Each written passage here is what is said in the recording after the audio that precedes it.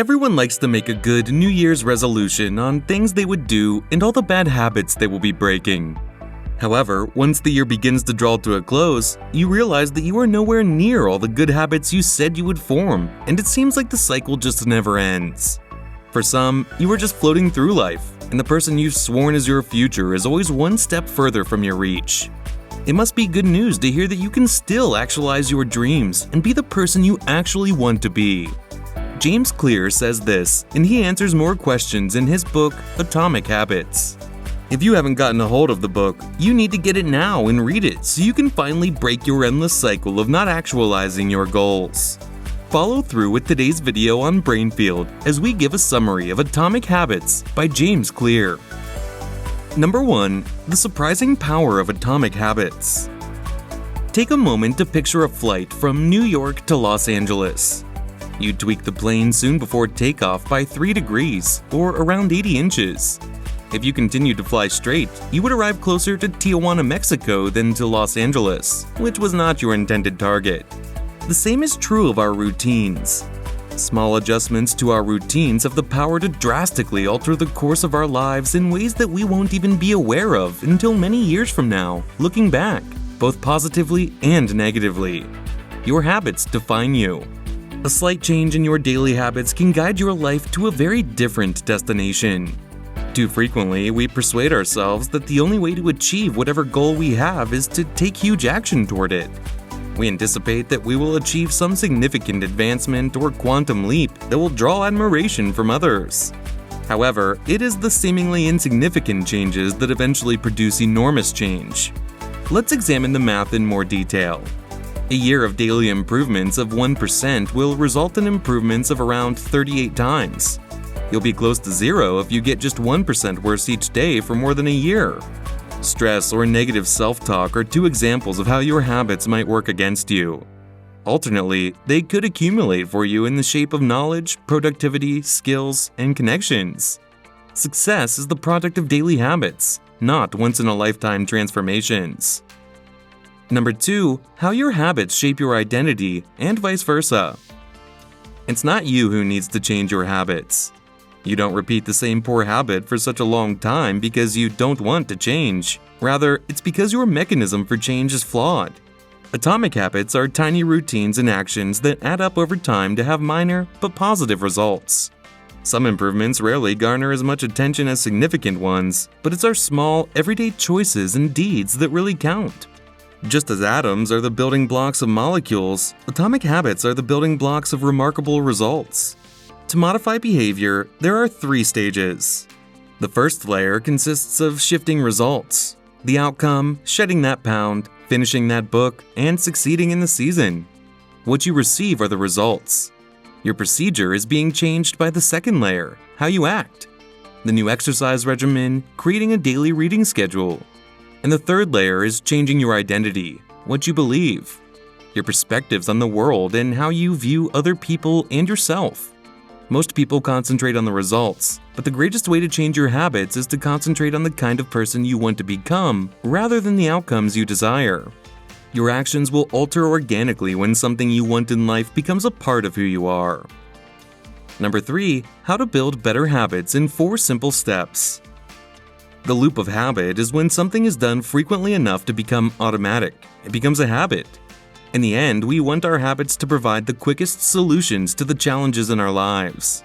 A continual feedback loop made up of the steps cue plus craving plus response plus reward helps build and strengthen habits.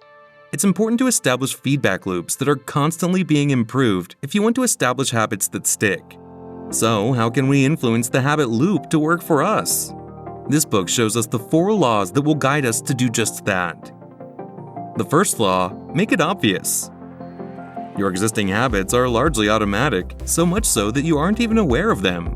Before you can alter your behaviors, you must first become aware of them. Your habits scorecard will help you accomplish that.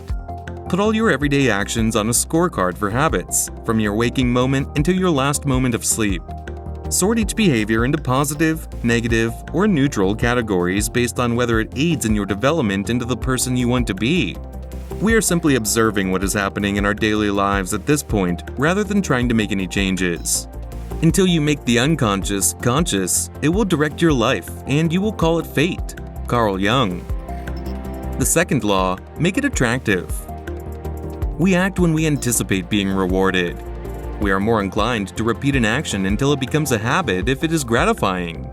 Therefore, increasing the attractiveness of good habits is the first step in creating them. You'll benefit from knowing how dopamine impacts your body. Dopamine and feedback loops.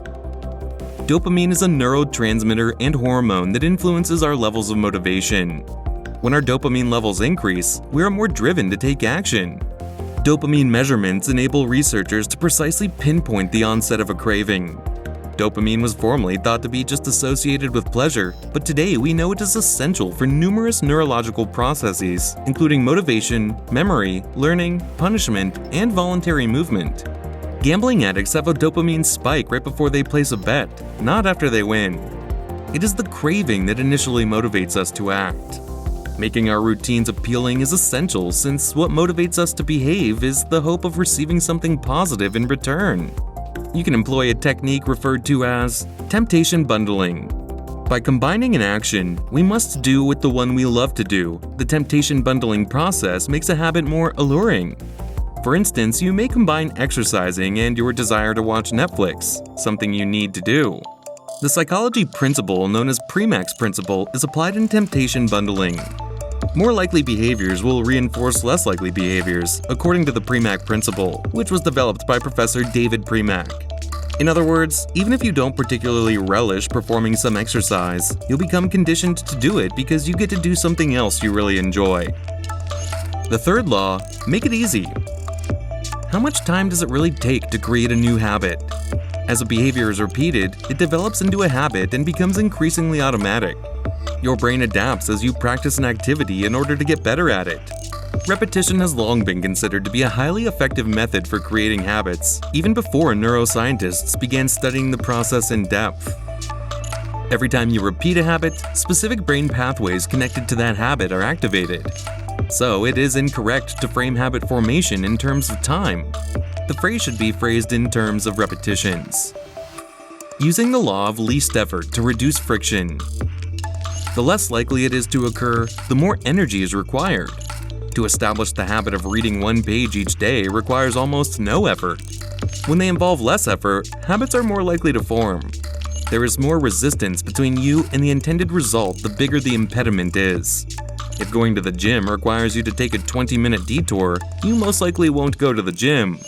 If your gym is close to where you commute to work, the friction will be substantially reduced. Making your good habits more convenient will increase your likelihood of maintaining them. If you can find ways to lessen friction rather than trying to solve it, your life will be simpler. Finding strategies to increase friction connected with our poor habits while decreasing friction associated with our good habits is necessary if we want to develop better behaviors. The fourth law, make it satisfying. The most crucial guideline for behavior modification is this. Pleasure sends the following instructions to the brain.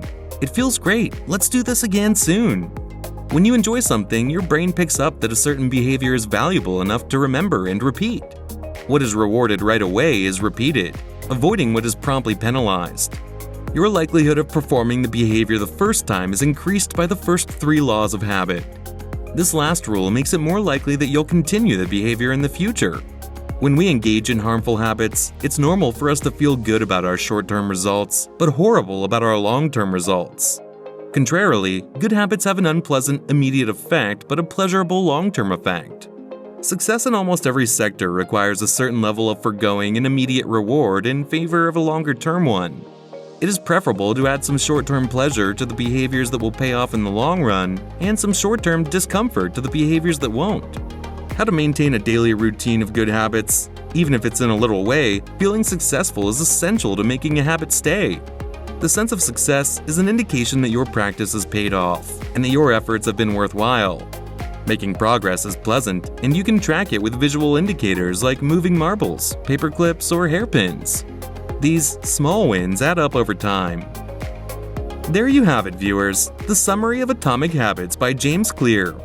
What did you learn from this summary? Have you read the book yet? What lessons did the book give you? If you haven't, you need to as soon as possible to learn the easiest ways to break bad habits and form new good ones. Let us know all this and more in the comment section. Don't forget to like, share, and subscribe.